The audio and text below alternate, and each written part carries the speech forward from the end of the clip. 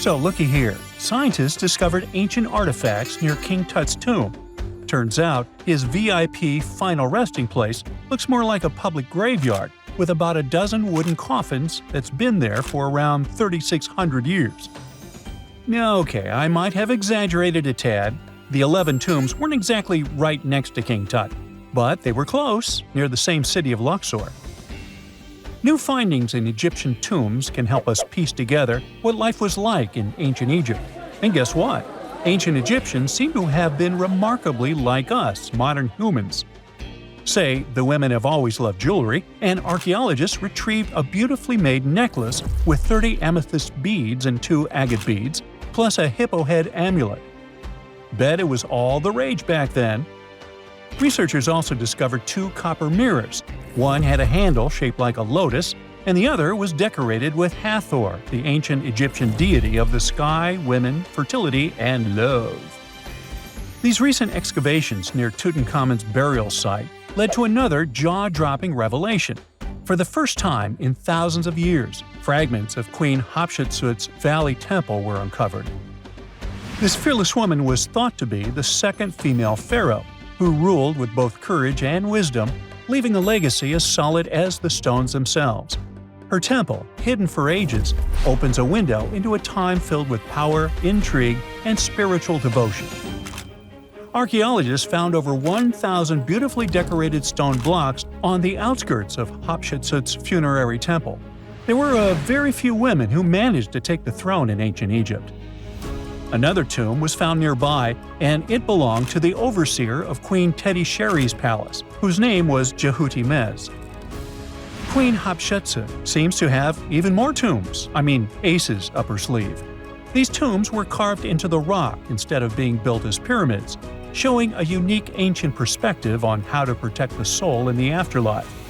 Experts managed to retrieve some cool ancient pieces from the site. Toys made of clay, mummy masks, winged scarabs, and some amulets. Sadly, there surely used to be way more artifacts, but over the last centuries, there have been people other than archaeologists to stumble upon this site. It's likely that looters got to these tombs before them and may have taken some valuable items. But they did leave behind some cool stuff for the researchers, like pottery used for offerings of bread and meat, along with archers' bows that connect the tomb's owners to the Egyptian military. Meanwhile, soul protection is way more important than you might think, especially if you're roaming around Luxor looking for ancient secrets. You aren't scared of King Tut's curse, are you? Let me tell you what happened to those who weren't scared, but promise me to take it with a dash of salt, okay? For years, Egyptologists, especially those who believed in paranormal activity, were convinced that there was an unsettling curse surrounding Tutankhamun's archaeological discoveries. This belief stemmed from the mysterious and untimely demise of several excavators who discovered the tomb in 1922 with no logical explanation for why they passed away. It was just easier to chalk it up to something supernatural and avoid the whole mess.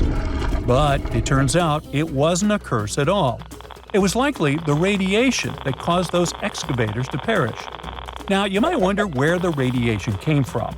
After all, while radioactivity was discovered in the 19th century, ancient Egyptians, despite their impressive pyramids, didn't have any radium lying around to make Tut's tomb glow like crazy. So, what could be the real story?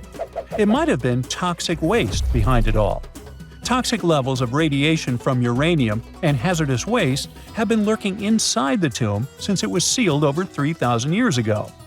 The burial chamber of Tutankhamun's tomb reportedly has such high radiation levels that anyone who steps inside could easily end up with a fatal dose of radiation sickness or an incurable condition. By the way, you can have a somewhat similar level of radioactivity if you don't get rid of those moldy dinner leftovers you left to perish in your fridge a month ago. But this radioactivity isn't exclusive to Tutankhamun's tomb. Ancient Egyptian artifacts discovery is rewarding yet dangerous due to unusually high radiation levels in Old Kingdom tombs all over Egypt.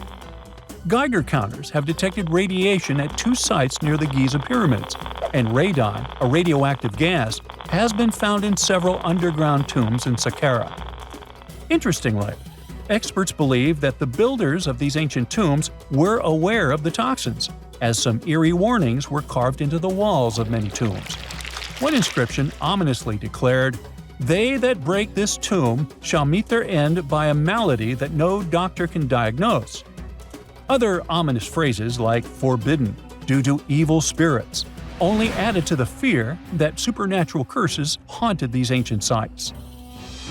Ominous signs have stunned archaeologists since forever, but the fear grew even stronger a century ago with the mysterious passing of Lord Carnarvon, who funded King Tut's excavation in 1922 and reportedly explored the treasure-filled rooms, along with several others who entered the tomb.